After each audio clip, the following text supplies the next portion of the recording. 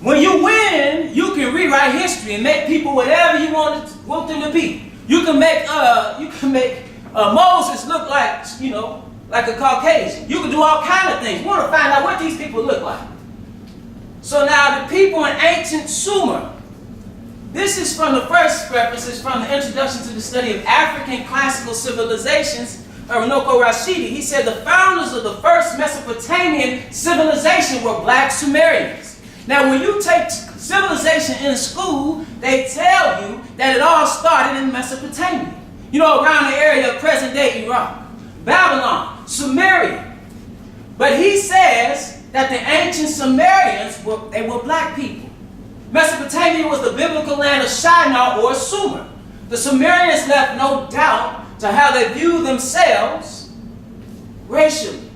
The Sumerians called themselves Sabgiga, the black-headed people. Sumer was at the crossroads of Asia, Africa, and Europe. Okay? While Sumer was not a homogeneous society, the black of Sumer were politically and socially dominant. See, when you look at the so-called Middle East today, it does not look like it did in the ancient world. It was practically all black people there. Now this is from Prehistoric Nations by John D. Baldwin.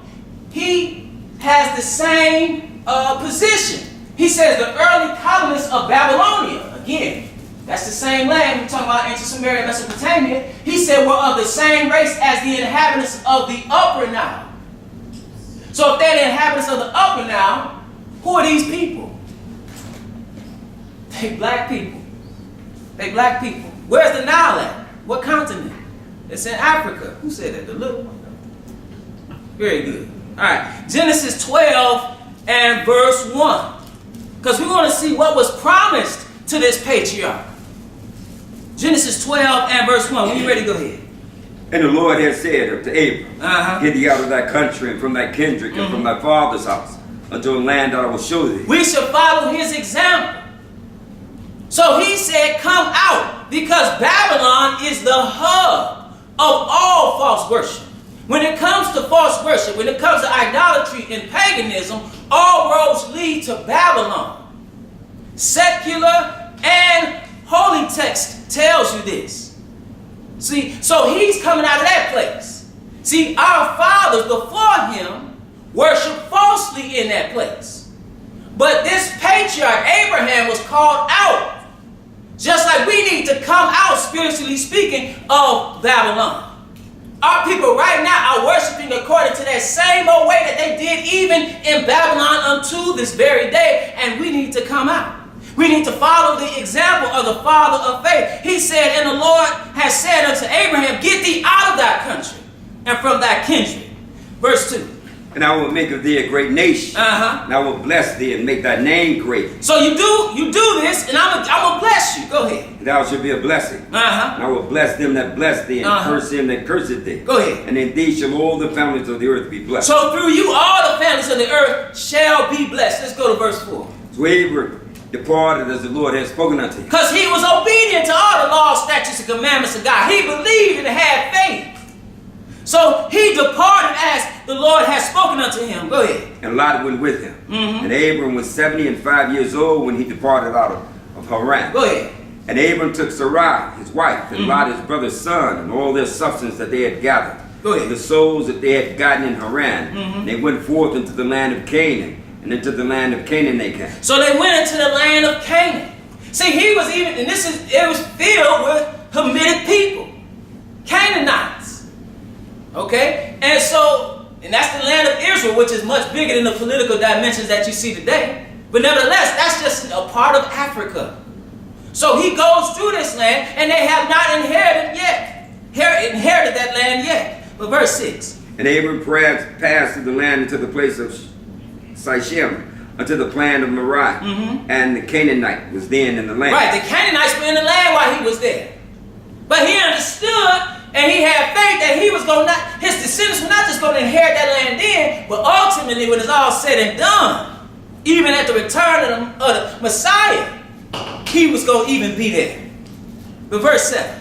And the Lord appeared unto Abram. And what does he give? And said, Unto thy seed will I give this land. So he told the man who had no seed from his loins, he said, unto thy seed will I give this land. Go ahead. And there built he an altar unto the Lord who appeared unto him. And he believed and built an altar unto him. See, he believed, and that's what was told to our patriarch, that unto the seed will all that land be given. See, with God, sometimes you have to look beyond what your eyes can see. This is Genesis 15. Because we want to see what was foretold about that people. We just retracing the steps. So when you talk about what's your history, you don't have to start talking about the first indentured servants that came here on a boat with Spanish names in 1619. That's not where it started. That's not where it started. And if you start there, you're in trouble. This is Genesis 15 and verse 7. When you ready, go ahead. And he said unto him, I'm the Lord that brought thee out of Ur of the Chaldees to give thee this land to inherit. So he said, listen, I'm the one that appeared unto you when you were in the land of Ur of the Chaldees, ancient Samaria, verse 8. And he said, Lord God, whereby shall I know that I shall inherit? Right. And he said unto him, take me a heifer of 3 years old, and a she-goat of 3 years old, and a ram of 3 years old, and a turtle dove, and a young pigeon. And he took unto them all these, and divided them in the midst, and laid each piece one against the other. Go ahead. But the birds divided he not. Go ahead. And when the fowls came down upon the carcasses, Abram drove them away. And when the sun was going down, a deep sleep fell upon Abram, and lo, an horror of great darkness fell upon him. Go ahead, because he's going to see something. Verse 13. And he said unto Abram, know of a surety that thy seed shall be a stranger in a land that is not theirs, and shall serve them, and they shall afflict them 400 years. So now he tells him that know of a surety that your people are going to be a stranger in a land that is not theirs, and they are going to serve in bondage for 400 years. Now this is not talking about our sojourn in America. That's not what this is talking about. This is talking about the sojourn in Egypt, which is the original house of bondage. But verse 14. And also that nation whom they shall serve will I judge, and afterward shall they come out with great substance. But he said something. Yeah, these people, they're going to go in, they're going to serve, they're going to suffer, but they're going to come out. And that nation that they are in, I'm going to judge them. And our people, your people, or your seed rather, is going to come out with great substance. Verse 15. And thou shalt go to thy fathers in peace. Thou shalt be buried in a good old age. You're going to die. You're going to sleep with your fathers in a good old age. You're not even going to see it. But what's going to happen? But in the fourth generation they shall come hither again. For the iniquity of the Amorites is not yet full. And see, we need to take heed to that. He said, but in the fourth generation they shall come hither again, for the iniquity of the Amorites is not yet full. See, I'm not going to take the Amorites out until the cup of iniquity is full. That's how God operates. He will give you room to repent. He will give you room to get it together. He will give you room to repair your ways. But when it's all, if you continue to sin, just like he did in Nineveh, he gave them room.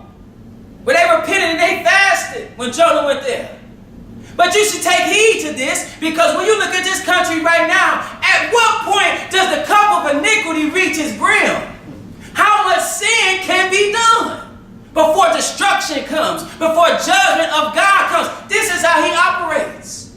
He gave, matter of fact, he gave all the sons, Shem, Ham, and Japheth, all of them a time to rule.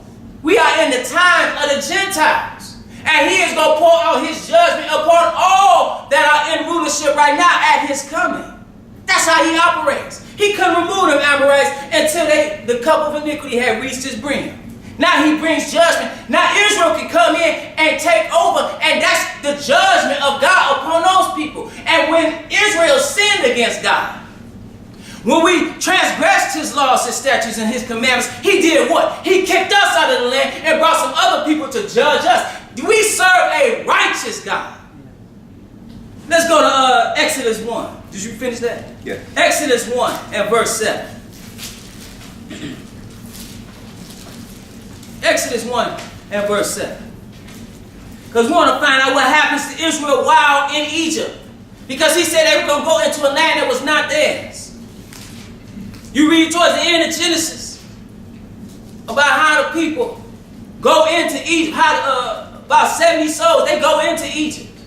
Right? As a matter of fact, if you pick it up at Exodus 1 And verse 5, it tells you, and all the souls that came out of the loins of Jacob were 70 souls, because you had Abraham, Isaac, and Jacob. For Joseph was in Egypt already. It says, and Joseph died and all his brethren and all that generation. And then something happened. We're going to pick it up in verse 7. When you're ready, go ahead. And the children of Israel were fruitful and increased abundantly and multiplied and waxed exceeding mightily. And the land was filled with them. You had at its inception, at the genesis of the nation, what did you have? You had Jacob, and he had 4 wives, and they had 13 children. As one thing we did, we had some babies. It said the children of Israel were fruitful and increased abundantly and multiplied and waxed exceeding mighty, and the land was filled with them. Verse 8. Now there arose up a new king over Egypt, which knew not Joseph. He didn't notice Joseph, who had saved Egypt in the surrounding areas. What did he say? And he said unto his people, behold, the people of the children of Israel are more and mightier than we. Come on, let us deal wisely with them. Let's what? Lest they multiply and it come to pass, and when there falleth out any war, they join also unto our enemies and fight against us, and so get them up out of the land. So now this Pharaoh looked at the vast multitude of Israel amongst Egypt, and he said, or in the midst of Egypt, and he said, this is a matter of national security. We have to deal with these people. Verse 11. Therefore, they did set over them taskmasters to inflict them with their burdens. Go ahead. And they built for Pharaoh treasure cities, Python and Ramesses. But the more they afflicted them, the more they multiplied and grew. Right. And So go ahead. I'm sorry. Go ahead. And they were grieved because of the children of Israel. So now they said taskmasters over the people, so they put them in bondage. And this is the original bondage. And it says, and they built Pharaoh treasure cities, Python and Ramses. So now when people see Ramses, they think, or they jump to the conclusion that this was during the time of the Pharaoh Ramses. But more than likely, this is talking about avarice, and that this was the name of the place at a later date. Because when you look at history, when you look at the timeline, it's not possible for Ramses to be the Pharaoh during the Exodus, or during the time of Moses. Right? You might see that in the Prince of Egypt, the cartoons, but that's not the reality. But verse 12, or verse 13. You read verse 15. When you ready? Verse 13. Verse 13. I'm sorry. Verse 13. Go ahead. And the Egyptians made the children of Israel to serve with rigor. And they made their lives bitter with hard bondage, in mortar and in brick, and in all manner of service in the field. All their service wherein they made them serve was with rigor. Go ahead. And the king of Egypt spake to the Hebrew midwives, of which the name of one was Shiphrah, and the name of the other Puah. Okay, so now he spoke. Now they were in hard bondage, and then the king speaks to the Hebrew midwives. The midwives are the women who bring life into the world. They help the woman push the baby out. Okay? That's what they do. That's what a midwife is. It's a science to that. So it says, and the king of Egypt spake to the Hebrew midwives, in which the name of the one was Shiphrah, and the name of the one was Puah. Verse 16. And he said, when ye do the office of a midwife to the Hebrew woman, and see them upon the stools, if it be a son, then ye shall kill him. But if it be a daughter, then she shall live. So this Pharaoh said, listen, to the Hebrew midwives, he said, if it's a child born, if it's a son, kill it. And if it's a female, keep it alive. Why? Because the threat has always been with the male. The threat has always been with the male. Because the male is the one that carries the seed. See, and according, at least biblically, when you read, whenever a child is born, a child is what the father is. That's why when you read Paul's epistle to Timothy, Timothy was a Gentile because his father was a what? A Greek. His mother was a Judean, his father was a Greek, so he is what his father is. So now if they would take the women, right? These Egyptian men could take the Hebrew women, and then their children would be what? They would be Egyptian. You see this this is a case of genocide. You see this in all cases, or many cases of genocide. When you look at Rwanda, when you look at Sudan, when you look even in Bosnia, what did they do? They killed the men, and then they would even rape the women because they would to spread their seed and wipe out the people. That's what they would want to do. And we should also take heed that Israel, when they came into their nationhood, when they were coming in, they were building themselves up. They were taking their wives from where? From these other African people, black people. So that's how you know. That's how you know the people over there not claiming to be the Jew couldn't possibly be the people. But what verse are we at? 17. Go ahead. But the midwives feared God and did not as the king of Egypt commanded them, but saved the men children alive. So they knew better. They feared God. Then they came up with something. Go ahead. And the king of Egypt called for the midwives and said unto them, Why have ye done this thing? And have saved the men children alive. And what they say? And the midwives said unto Pharaoh, Because the Hebrew women are not as the Egyptian women, but they are lively, and are delivered ere the midwives come unto them. So them sisters, they just weren't gonna kill their own. They just weren't gonna do it. So they came up with something. They said, hey, you know, these sisters, they had them baby, they right up before we even get there. But you already know what time it was. They said that they feared God. Verse 20. Therefore God dealt well with the midwives, and the people multiplied and waxed very mightily. So it said, therefore God dealt well with the midwives, and the people multiplied and waxed very mighty. What was the name of the midwives again? Shipra and who? And Puah. Let's look at something real quick. Oh, I didn't show y'all this. This is a head of Judea, prince of Lagash. This is from Samaria.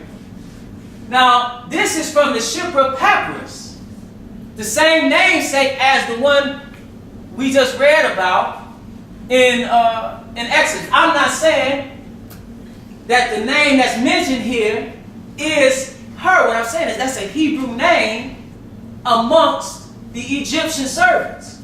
So if you say if you look throughout this Shipra Papyrus, you see names, Hebrew names. This is from Egypt now. So it says in position 11, you see Menahem, name Issachar. You see the name Asher. And finally at position 21, we read Shipra, the name carried by one of the two Hebrew midwives instructed to kill the Israelite newborn males in Exodus 1 verses 15 through 21. Okay? So I'm reading this because they would even say, you hear a lot of people say, I'm talking archaeologists, many who have built their careers on a messed up timeline, that Israel was not even in Egypt. You see a lot of people who are Egyptologists who say Israel was not in Egypt. I'm talking about amongst us. Now, one thing's for sure, I'm just using in a very general sense, Negroes today who want to be Afrocentric and talk about Egypt, the question you should ask them is, why you choose Egypt? You got 54 countries in Africa. Why you choose Egypt? Because of its rich history? Because of the science and mathematics and philosophy that comes up out of Egypt? That's true. But rest assured, you're not Egyptian. People that were brought here through the transatlantic slave trade are not Egyptians. We are not Egyptians, so why you pick them? Because you want to be something, you want to identify with something. This is from David Rawls, A Test of Time. He said the Egyptian term Aparu, which as we have noted in the Amarna period, it has clear historical affinities with the biblical term Hebrew, also appears in the Brooklyn Papyrus. So now this is another papyrus they get from Egypt, and what do you hear the people called? They're called Aparu, which in Egyptian term means Hebrew. So Hebrews were there. That's a picture of the Brooklyn Papyrus at the Brooklyn Museum. All right, but let's go to Exodus 2, and we want to pick it up at verse 1, because we read about the patriarch, we read about the people going into Egypt, they're suffering, but there is a God, and he brings a deliverer to his people. This is Exodus 2, and we want to pick it up at verse 1. Exodus 2 and verse 1. When you ready, go ahead. And there went a man of the house of Levi, took the wife, a daughter of Levi. Go ahead. And the woman conceived and bare a son. And when she saw him that he was a goodly child, she hid him 3 months. Go ahead. And when she could no longer hide him, she took for him an ark of bulrushes and dabbed it with slime and with pitch, put the child therein. And she laid it in the flags by the river's brink. And his sister stood afar off to wit what would be done to him. And the daughter of Pharaoh came down to wash herself at the river. And her maids walked along by the river's side. And when she saw the ark among the flags, she sent her maid to fetch it. And when she had opened it, she saw the child, and behold, the babe wept. What did she say? And she had compassion on him and said, this is one of the Hebrews' children. Okay, so now this baby's born, and it's during the time of this genocide.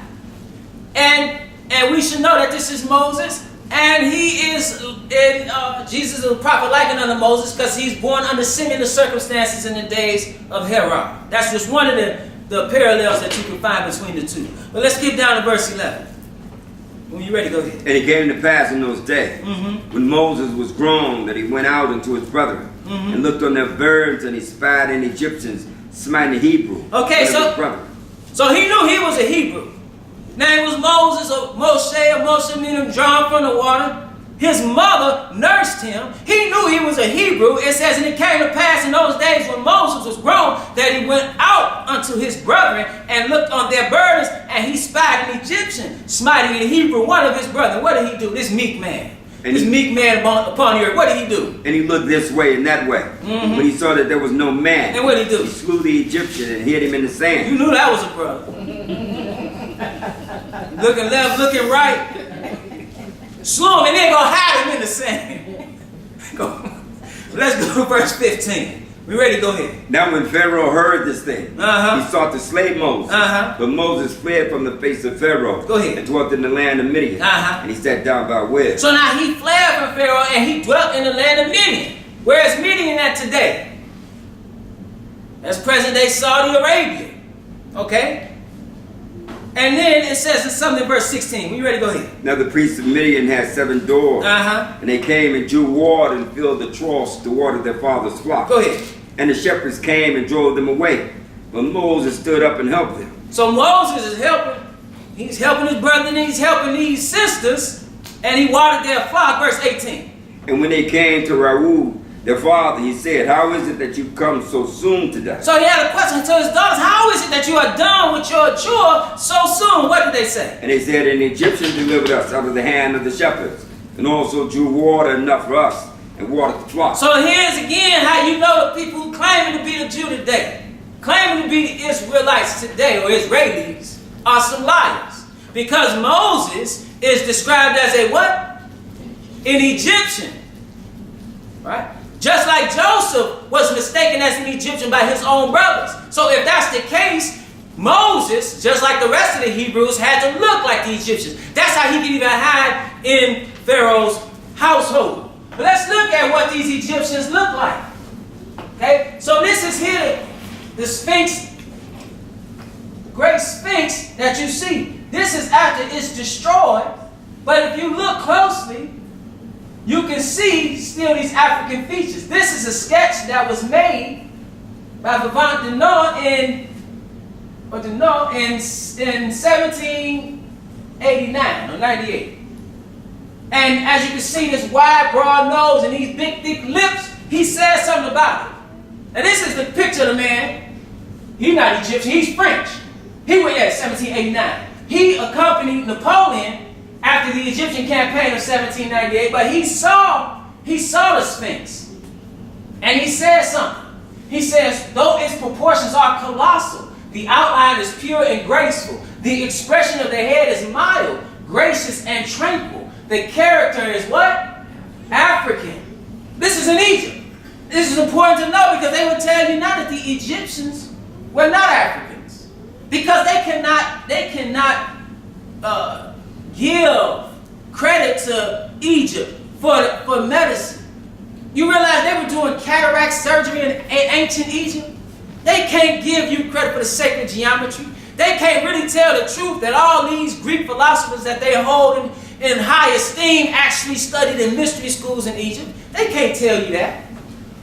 They can't tell you that. So they have to make them something they're not. And notice, he does not say anything about the destruction of the Sphinx. Because something happened. You read certain theories. Some people say Napoleon did it. Shot the nose off. I'm not saying that's accurate. Some people say that, I read that Muslim fanatics did it. Right, when the Arabs came into the land. Because that's who's in there now. They took over Egypt. But nevertheless, you know it was destroyed, and he didn't, when he sketched it, it wasn't destroyed, and when you look closely, you see these African features. These people looked alike. And just to show you some other African pharaohs, they had, and other, Egyptian pharaohs and people in Egypt, they looked like black people. They were black people. Khufu, he ruled in the traditional timeline in the first half of the Old Kingdom period. This is a painted relief in Egypt, in Thebes, 1480 BC. Circle, that C means circle, which means about. These are black people. Now they are going around, in addition to change, they've been doing that for years, changing, knocking off the nose and the lips, because that's a dead giveaway of what somebody look like. But they also, but they also will acid burn things. So that which was dark brown, or even dark black, they would make it, it's almost like it looks red. Or now it becomes a question. This is Ramses II, relief in the temple of Ramses II. This is Queen Tana, great royal wife of the Egyptian pharaoh Amenhotep III. Okay? Clearly these are black people. Mentuhotep, no denying that one. You can't even, what's that? You can't even deny this one. This looks like a sister from around the way. Meritaten, that's the pharaoh, that's the daughter of Akhenaten. She got braids. You can't even if it is a wig, that really make her look like today. Pharaoh Doja, he had knocked the nose off. You notice his hair. These are black people. Locks. Amenemhet III. Pharaoh. These are all black people. That's the car of Tutankhamun, the mannequin of Tutankhamun. I would like to show this one because this, again, when you win, you can rewrite history. So now this is from a 2005 reconstruction. It's of Tutankhamun. How Tutankhamun look like this when clearly all these other people they look like this? But now we're gonna make Tutankhamun look like the people that's there. So he look like he could be white, he could be Arab. And look who did it. National Geographic Society team commissioned French experts to create a lifelike bust. So that's garbage. Especially garbage because when you look at the archaeology, it's garbage. But then when you look at the accounts of even Europeans who went into Egypt, they tell you what these people look like. We're not going to read all of this, but this is Herodotus. This is a Greek historian. And he says right down here, and he's saying this indirectly. This is not even he's not trying to make this argument because it's known. But he says these people, the Egyptians, Ethiopians, and Libyans, are black colored by reason of the burning heat. That's what he said. These are black people. Now they would attribute to him, they would say he's the father of history. That's the arrogance of the Europeans. The arrogance of Europeans. How he the father of history? When Europe was the last place to be civilized on the planet. That's just the reality. Now Sheikh Anta Diop, he says in his work, African Origin of Civilization, Myth and Reality, he says Herodotus may be mistaken when he reports the customs of a people, when he reasons more or less cleverly to explain a phenomenon incomprehensible in his day. But one must grant that he was at least capable of recognizing the skin color of the inhabitants of countries he has visited. And he went to Egypt. And that's important because you have scholars and others who would say that Herodotus was mistaken. But Herodotus wasn't the only one that said they were black people. Yes, the Maspero, this Egyptologist, he said by the almost unanimous testimony of ancient historians, they, Egyptians, belong to an African race which first settled in Ethiopia. So when you read a lot of the books, they tell you that Ethiopia was first. Okay? So that's what they say. So they belong to an African race which first settled in Ethiopia on the Middle Nile. There's the Nile again. Following the course of the river, they gradually reach the sea. And really the Nile comes up. So when you get to Egypt, that's the end of it.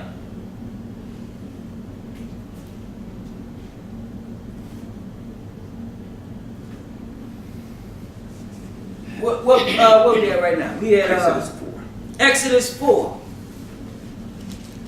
Exodus 4. So she said, or they said, an Egyptian delivered us. They thought Moses was an Egyptian. So we know what the Egyptians look like. We know what the Israelites look like. They look the same. But let's just confirm this further. Exodus 4, we're going to pick it up at verse 1. Exodus 4 and verse 1. We ready? Go ahead. And Moses answered and said, But behold, they will not believe me, nor hearken unto my voice, for they will say, the Lord had not appeared unto thee. So just like he had appeared unto Abraham, he appears unto Moses. Now it's time to deliver this people from the house of bondage. And he asked me, he said, when they ask me what is his name, what shall I tell them? He says, tell them I am that I am. Right? And that I am sending unto you, meaning I exist. I inhabit eternity. But Moses answered and said, but behold, they will not believe me, nor hearken unto my voice, for they will say, the Lord hath not appeared unto thee. You know he's dealing with some Negroes. Man, the Lord ain't came to you. Jeremiah, what does said the Lord? Tell us. Repent. Stop sitting. Man, the Lord ain't saying nothing to you. That's just like us. Well, verse 2. And the Lord said unto him, What is that in thine hand? Go ahead. And he said, a rod. He said, cast it on the ground. Go ahead. And he cast it on the ground and it became a serpent. And what did he do? And Moses fled from the Man, that's just like a brother. But verse 4. And the Lord said unto Moses, put forth thine hand and take it by the tail. And he put forth his hand and caught it. Go ahead. And it became a rod in his hand. Go ahead. That they may believe that the Lord God of the fathers, the God of Abraham, the God of Isaac, and the God of Jacob had appeared unto thee. And the Lord said furthermore unto him, put now thine hand into thy bosom. And he put his hand into his bosom. When he took it out, behold, his hand was leprous as snow. Now seriously, now we see again the traits of what our people look like. It said, the Lord said furthermore unto him, put now thine hand into thy bosom. And he put his hand in his bosom, and when he took it out, behold, his hand was leprous as snow. It is no miracle if Charlton Heston put his hand in his bosom and takes it out. And it's white. His hand was white, well, pink, or whatever, pinkish white. When it go in and it's white, that's no miracle. But if he looked like the Egyptians, if he looked like him, and then he put his hand in his bosom and took it out, that's a miracle. That's a miracle. The verse, verse 7. Verse 7. Thank you. And he said, put thine hand into thy bosom again. And he put his hand into his bosom again and plucked it out of his bosom. And behold, it was turned again as his other flesh. Which was dark, black. Go ahead. And it shall come to pass, they will not believe thee, neither hearken to the voice of the first sign, but they will believe the voice of the latter sign. They looking for a sign now. And so you can see what the people look like. So this is the deliverer that he raised up. Now we're going to look at some evidence of the deliverance in history. Because, again, you really need to know your history, because there is a concerted effort to change history, to rewrite history, to bury history. So this is evidence of the Exodus. In the early 19th century, a papyrus dating from the end of the Middle Kingdom was found in Egypt. It was taken to the Leiden Museum in Holland and then interpreted by A.H. Gardner in 1909. Okay, so we want to look at this Ipuwer papyrus. And what did it say? So what it said is, it accounts